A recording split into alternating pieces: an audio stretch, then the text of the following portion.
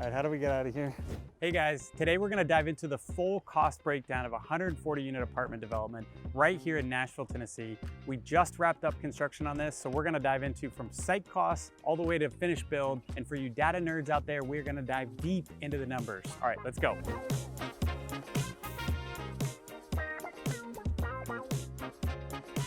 I'm Evan Holiday. I've spent the last 13 years developing affordable housing, and we've completed over 2,600 units across the country for affordable housing for families.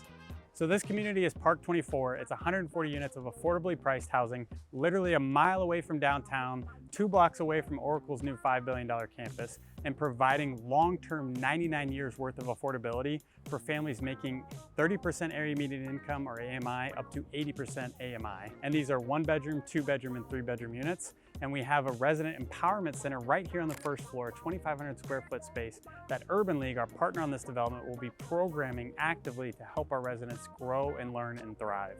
But before we dive into the budget, I want to jump into how we uncovered a $600,000 issue right beneath our feet that delayed the project by over 3 months. So before we get started with any development, we always do a geotech or a soils test to make sure we understand what is underneath the soil so we can build these massive buildings on top of it. So we did the geotech study, the test came back clear, but once we started construction, that's when the real massive issues arose. There was apartments on this site previously, just like you see beneath my feet. This is a pad for an old apartment building that was scraped. When they did the geotech study, they did it next to the pads. They didn't do it underneath the pads. Well, turns out there's massive cavernous holes underneath our site right beneath these pads. So as soon as we found out this news, it felt like just like a massive sucker punch to the stomach. How do you build this massive building with a hole beneath your site? But thankfully we had amazing engineers and a GC team that we all came together and we brainstormed what are the best solutions. We ultimately ended up with the auger pier, which is basically putting down engineered solution until we hit a point where we can actually build upon. So we're going past the cavern. And then we also used rigid inclusion. So 2 solutions, but it ultimately cost the project over $600,000, which was over 1/3 of the project's contingency budget just within the first month, and added over 3 months to our schedule, which was very costly. Which, to put those 3 months in perspective, between insurance, interest, carry costs, that's about $400,000 per month.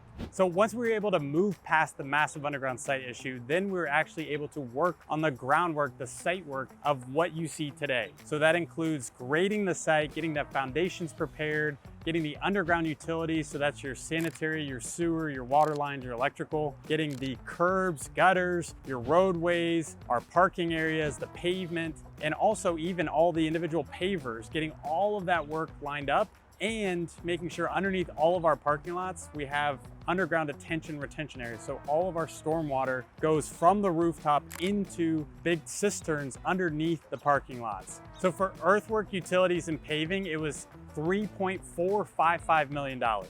And for the concrete, it was $1.378 million. Boom.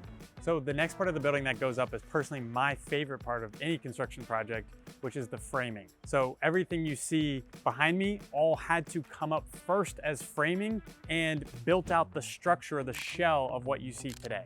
So wood framing alone was $3.49 million. That includes all the wood and the framing and the labor to assemble this over 4 stories. And that alone was the single biggest one line item in this budget. So this also covers structural steel, like the bridge that we built between these 2 buildings to architecturally break it up a little bit, and also to span the common areas or the leasing office to help widen the rooms, make it so we don't have a bunch of poles throughout, but all of that costs about $915,000. Masonry totaled $693,000. This covers all the CMU block that works as the foundation for the entire building, as well as the beautiful tan brick that you see on all the entrances or lobbies to the buildings. Next, we spent $3.2 million on moisture and dam proofing, which basically helps keep our buildings air and water tight.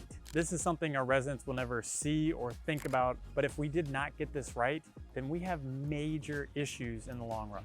So this helps keep our buildings from having any moisture or any issues like mold growth beneath or in between our walls, and plays long-term dividends to making sure we help keep our building and our residents safe, inhabitable, and healthy.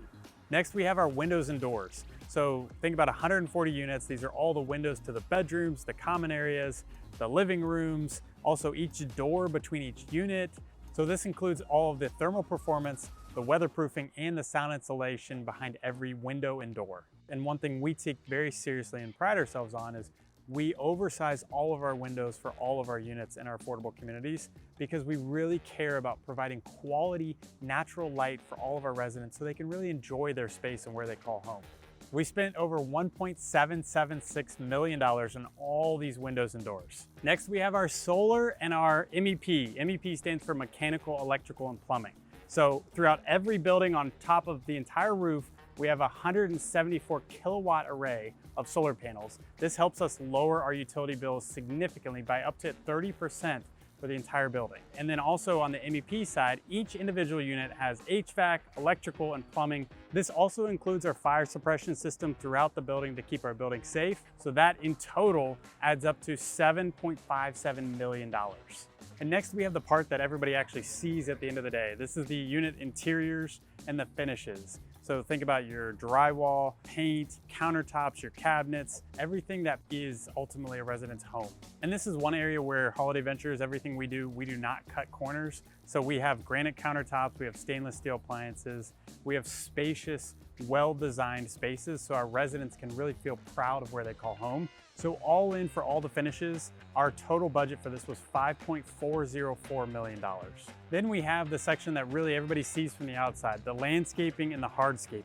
So this is what makes a property feel so beautiful when you see it. We have exterior gathering or common areas. That in total is about $1.326 million. Lastly, to make all of this project happen throughout the entire construction schedule, we have our general conditions. This includes the setup costs for mobilizing on site, as well as the cleanup and tear down, the dumpsters that we use on site, as well as the bonds and the insurance. That in total is about $4.467 million. And to make all of this possible, the budget, $35,368,501. Those are the numbers. So if you enjoyed today's video and if you want to figure out how to do this on your own, check out this video series today.